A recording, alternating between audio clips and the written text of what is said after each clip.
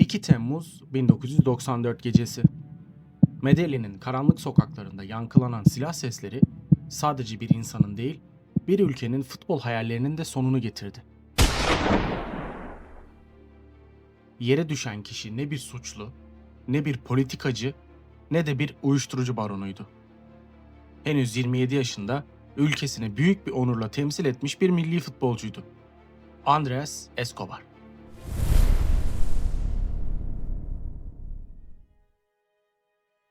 Hastanede verilen yaşam mücadelesi ne yazık ki saatler sonra gelen acı haberle sona erdi. Bir Dünya Kupası oyuncusu turnuva henüz devam ederken hayattan koparılmıştı. Ancak bu trajediyi tarihin en karanlık sayfalarından biri yapan şey sadece bir cinayet olması değil, bu ölümün zamanlamasıydı. Çünkü her şey sadece 10 gün önce yeşil sahalarda yaşanan, ilk bakışta sıradan görünen birkaç saniyelik bir hatayla başlamıştı.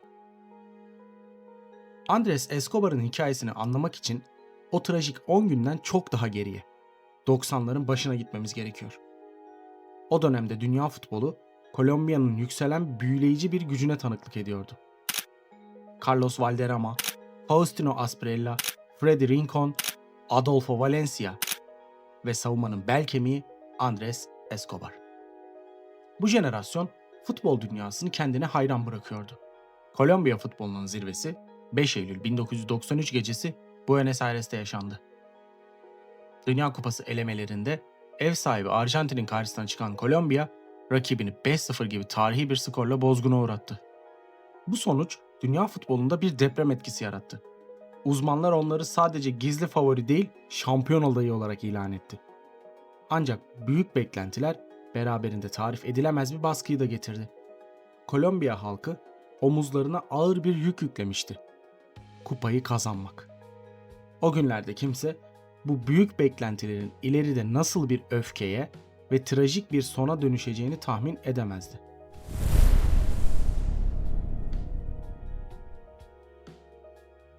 Andrés Escobar 13 Mart 1967'de Medellin'de dünyaya gözlerini açtı. Medellin yıllar boyu kartellerin, suçun ve şiddetin gölgesiyle anılacak bir şehir olacaktı. Ancak Andrés bu kaotik atmosferin içinde bambaşka bir karakter inşa etti. Sessiz, disiplinli ve her koşulda sakin kalmayı bilen yapısıyla çevresinden ayrışıyordu. Hayatı boyunca kavgadan uzak duran zerafetiyle tanınan bu genç adama futbol dünyasında nadir rastlanan bir lakap takıldı. El Caballero, yani beyefendi. Futbola Atlético Nacional altyapısında adım atan Andrés, fiziksel özelliklerinden ziyade oyun zekasıyla ön plana çıkıyordu. Panik yapmayı bilmeyen, topu rastgele uzaklaştırmak yerine oyunu adeta bir satranç ustası gibi kurgulayan bir savunmacıydı. Takım arkadaşları zor anlarda bile yüz ifadesinin hiç değişmediğini, onun varlığının sahada güven veren bir liman olduğunu anlatıyordu. 1989 yılı hem Escobar hem de Kolombiya futbolu için kırılma noktasıydı. Atlético Nacional ile kazandığı Copa Libertadores şampiyonluğu sadece bir kulüp başarısı değil, bir ülkenin gurur kaynağıydı. Artık Escobar, Kolombiya'nın en saygı duyulan isimlerinden biriydi. Ne var ki Escobar, bu başarıyı yaşarken Kolombiya'nın bir başka yüzüyle de yüzleşmek zorundaydı. Futbol, ülkede sadece bir spor değil, devasa bahis organizasyonlarının, kara paranın ve suç örgütlerinin etrafında döndüğü bir hayat memat meselesi haline gelmişti. Milyonlarca insanın umudu, öfkesi ve hatta yaşam biçimi 90 dakikalık sonuçlara endekslenmişti. 1994 Dünya Kupası'na gelindiğinde beklentiler tarihinde hiç olmadığı kadar yüksekti. Ancak Amerika Birleşik Devletleri'nde sahaya çıktıklarında işler hiç de planladıkları gibi gitmedi. İlk maçta Romanya karşısında George Hagi'nin büyülediği beklentilerin altında kalan bir performansla 3-1 mağlup oldular. Bir anda tüm ülkede panik rüzgarı esmeye başladı. Şimdi önlerinde turnuvadaki kaderlerini belirleyecek olan Amerika Birleşik Devletleri maçı vardı. Kaybetmek, turnuvaya veda etmek demekti. Baskı artık nefes alınamayacak kadar ağırlaşmış, görünmez bir tehdide dönüşmüştü. Hiç kimse bu baskının birkaç gün sonra nasıl bir trajediye evrileceğini hayal bile etmiyordu. 22 Haziran 1994. Kaliforniya'daki Rose Bowl stadyumu 94 bin kişinin uğultusuyla titriyordu. Kolombiya için artık bir tamam mı devam mı maçıydı. Romanya mağlubiyeti sonrası üzerlerinde kurulan baskı sadece saha içindeki rakipleriyle değil, arkalarındaki koca bir ülkenin beklentileriyle de savaşmalarına neden oluyordu. Maçın 35. dakikası. Amerika Birleşik Devletleri sol kanattan tehlikeli bir hücum başlattı. Top ceza sahasına doğru hızla kesildi. Andres Escobar her savunmacının yapması gerekeni yaptı. Tehlikeyi sezdi ve araya girdi. Ancak o an kaderin ağları farklı örülmüştü. Top ayağına beklediği açıyla gelmedi.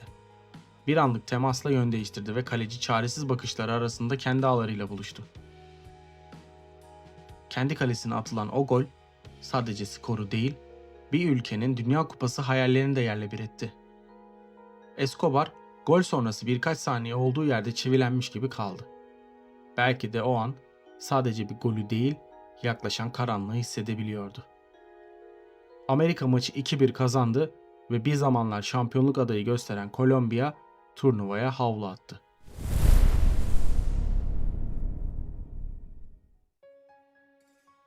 Maç sonrası medya adeta bir infaz timi gibi oyuncuların üstüne çullandı. Ancak El Caballero adının hakkını bir kez daha verdi. Basından kaçmadı. Takım arkadaşlarını suçlamadı. Bahaneler arkasına sığınmadı. Yazdığı köşe yazısında o meşhur sağduyusuyla insanlara seslendi. Hayat burada bitmiyor. Futbol önemlidir. Ancak her şey değildir. Sadece sakin olalım ve önümüze bakalım. Bu sözler bugün okunduğunda bir futbolcunun zerafetini, insanlığını yansıtan masum bir çağrı gibi görünse de o günün karanlık atmosferinde çok daha anlamlı ve ürkütücü bir veda niteliği taşıyordu. Escobar geleceğe inanıyordu. Yeni bir başlangıç yapabileceğini düşünüyordu. Ancak Kolombiya'nın uçakları Medellin'e doğru havalanırken hiç kimse, özellikle Escobar, önünde sadece birkaç günlük ömrü kaldığından habersizdi. Turnuva bitmiş, milli takım eve dönmüştü. Ama Escobar için asıl trajedi sahada değil, Medellin'in o tekinsiz sokaklarında başlamak üzereydi. Dünya Kupası henüz devam ederken Andres Escobar evine, yani Medellin'in pusu sokaklarına geri dönmüştü. Moral olarak sarsılmış olsa da El Caballero lakabının hakkını verircesine vakur duruşunu bozmamıştı. Avrupa kulüpleriyle transfer görüşmeleri sürüyordu.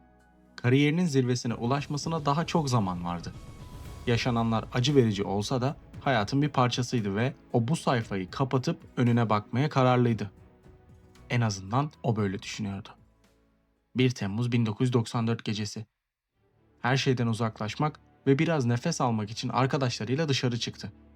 Ancak kader o gece Medellin'in karanlığında farklı bir plan yapmıştı. Gittiği bir mekanda başlayan sözlü sataşmalar, Dünya Kupası'ndaki o talihsiz kendi kalesine gol üzerinden yürütülen aşağılayıcı bir zorbalığa dönüştü. Escobar her zamanki gibi sakinliğini korumaya çalışsa da gerilim tırmandı ve taraflar dışarı çıktı. Saatler 2 Temmuz'un ilk dakikalarını gösterdiğinde bir otoparkta futbol tarihinin en karanlık sayfalarından biri yazılacaktı. Escobar arabasına yöneldiği sırada yankılanan silah sesleri Medellin'in sessizliğini bir bıçak gibi kesti. Tam 6 el ateş edildi.